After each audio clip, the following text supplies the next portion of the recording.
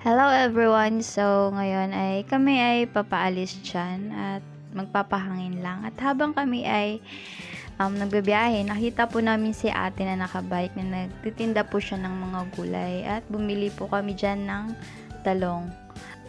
35 pesos po pala yung tinda niyang talong at sulit na sulit po yung 35 pesos niyo kasi madami na po yung mabibili nyo. Ay, nakita po pala ako dyan na nangangampanya. Good luck po sa inyo. At natatawa pa nga po ako dyan kasi feeling ko yung driver nung van nakatingin sa akin habang ako yung nagbi-video. At dito po pala sobrang ganda at lawak niya. Sabi ng kasama ko ay gagawin pong fish pan dyan.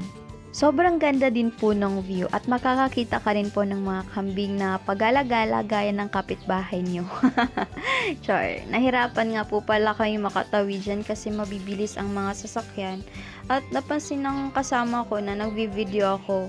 Sinabi niya sa akin, wag ko na daw videohan kasi baka ito na ang katapusan ko. Ang bad. Di ko alam kung saan kami dadali ng motor na to, basta drive lang ng drive ang kasama ko.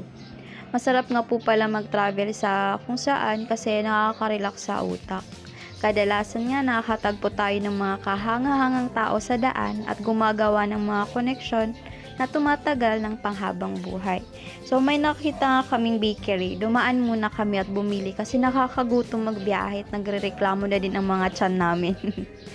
So, nakakita nga ako ng chicharon dyan at sabi nga ng kasama ko, matagal-tagal na daw siyang hindi nakakakain ng chicharon. Ay, aba naman. May nadaanan din po kaming itik. Grabe, sobrang dami. Na-amaze nga ako nung nakita ko. At may nakita nga po kaming palayan na madaming nakatambay at marami ding nagpapahangin. So, dumaan na din po kami dyan kasi sobrang ganda at ang presko po ng hangin. At dyan na din po kami kumain and then nag-uusap. Alam nyo po ba, na-realize ko na mas masarap mabuhay ng simple. Simpleng kaligayahan, simpleng mga pangarap, at manatiling simpleng tao.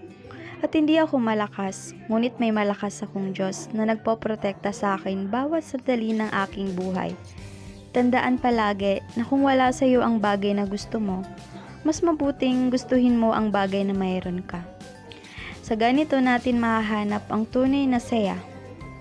Palaging ipaalala sa iyong sarili na ikaw ay pinagpala sa maraming paraan.